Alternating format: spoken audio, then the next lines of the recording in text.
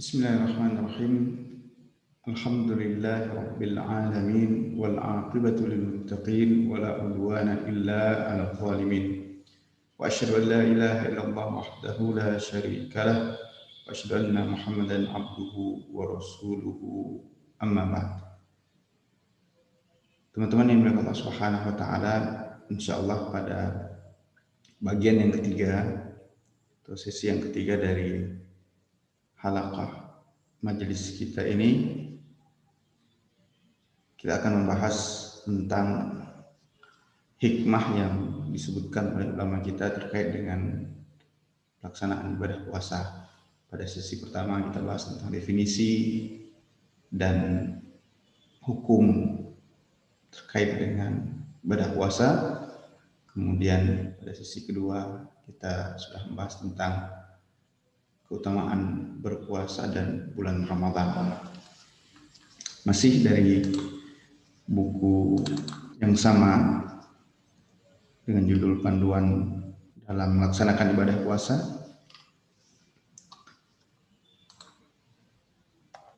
Pada bab yang ketiga,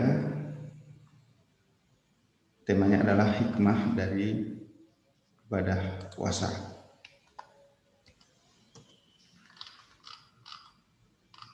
Al-Hakim, teman-teman yang Allah Subhanahu wa taala, adalah satu dari nama-nama Allah Subhanahu wa taala yang maha baik. Al-Asmaul Husna, nama-nama yang paling baik milik Allah Subhanahu wa taala. Sehingga Al-Hakim adalah nama bagi zat yang memiliki sifat hikmah. Nama sekaligus sifat Allah Subhanahu wa taala. Hikmah dalam kosakata bahasa Arab memiliki arti menguasai urusan secara paripurna dan detail. Menguasai urusan secara paripurna dan detail, itu makna Al-Hakim, serta menempatkannya pada tempat yang sesuai. Ditetapkannya nama ini sebagai salah satu dari nama-nama Allah Subhanahu wa taala memberikan konsekuensi bahwa segala sesuatu yang Allah taala ciptakan dan syariatkan pasti memiliki hikmah yang mulia. Terkadang hikmah tersebut diketahui manusia dan terkadang tidak. Di antara hikmah dan faedah ibadah puasa antara lain yang disebutkan ulama kita adalah ada 5 di sini. Yang pertama, puasa adalah ibadah untuk mendekatkan diri kepada Allah Subhanahu wa taala, sesuai definisi yang pernah kita sebutkan. Dengan meninggalkan hal-hal yang dicintai.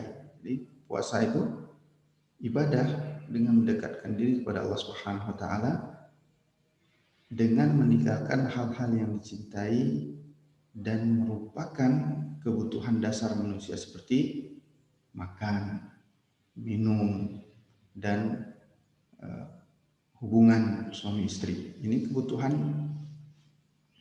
termasuk daruriyat dalam maqasid syariah. Ini termasuk dari ad-daruriyatu al-khamsah, ya. Dan ini termasuk usul al-adah, ya. Dengannya manusia menjaga kelestarian jiwa, ya, keberlangsungan jiwa dan akalnya. Maka ketika ibadah puasa dilakukan, itu menunjukkan hamba tersebut telah mendahulukan cinta Rabb-nya dan akhirat yang kekal abadi daripada cinta kepada dunia yang fana dan dirinya sendiri. Dia cinta keberlangsungan hidupnya, kebutuhannya pada makan, minum, dan suami pada istrinya, istri pada suaminya. Akan tetapi ketika semua itu ditinggalkan, maka itu menunjukkan hamba tersebut mendahulukan cinta Allah Subhanahu wa taala, cinta Rabb-nya dan akhirat yang kekal dan abadi dari dunia yang fana. Yang kedua, yang kedua menunjukkan dengan ibadah puasa ini pribadi yang bertakwa, atau mewujudkan pribadi yang bertakwa, termasuk hikmah yang ingin dicapai dari ibadah puasa. Sebagaimana firman Allah Subhanahu wa taala surah Al-Baqarah, la'allakum tattaqun. Mungkin diartikan la'alla ini mudah-mudahan atau kalimat seperti itu akan, tapi kalau datang dari Allah dan Rasulnya maka itu suatu yang niscaya atau pasti. Maka agar kamu atau kalian bertakwa kepada Allah Subhanahu wa taala. Sehingga berpuasa bukanlah untuk menyiksa tubuh dengan tidak makan, tidak minum, tidak melakukan hubungan yang sebenarnya halal. Kemudian tujuan yang utama dari puasa adalah mencapai derajat takwa, yaitu melaksanakan perintah Allah dan menjauhi apa yang dilarang oleh Allah Subhanahu wa taala. Dalam hal ini ya tidak makan dan minum, karena ternyata pada kesempatan yang lain justru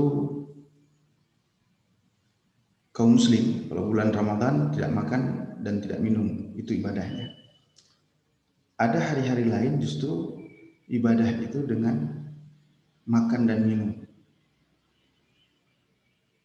Kebalikannya ya. Ini pada bulan misalnya 1 Syawal ya, Idul Fitri, kemudian 10 Dzulhijjah, Idul Adha, itu dilarang oleh Nabi SAW untuk berpuasa, justru untuk makan. Atau hari-hari tasyrik 11, 12, 13 Dzulhijjah, itu Allah Subhanahu wa taala melalui lisan Rasulnya wujud ibadah ketaatan pada Allah Subhanahu wa taala justru dengan makan dan minum. Nabi SAW bersabda, ayyam tasyriq ayyam aklin wa syurbin. Sungguhnya hari-hari tasyrik itu adalah hari makan dan minum. Tidak boleh seorang berpuasa pada hari-hari tersebut. Hadis riwayat Ahmad nomor 567 dari sahabat Ali bin Abi Thalib radhiyallahu ta'ala anhu dan disahihkan oleh pentahqiq kitab Musnad Ahmad Syekh Syuaib Arnaud rahimahullah ta'ala. Yang ketiga, hikmahnya dengan berpuasa orang dapat mengetahui betapa besar nikmat Allah Ta'ala yang selama ini telah memberikan rezeki makanan, minuman, kemudian hubungan nikah yang halal, sehingga saat matahari terbenam ia dapat berbuka, sekaligus timbul rasa empati terhadap saudaranya yang miskin. Karena kita ketahui terkadang sudah seharian berpuasa, belum tentu ada makanan dan minuman untuk berbuka.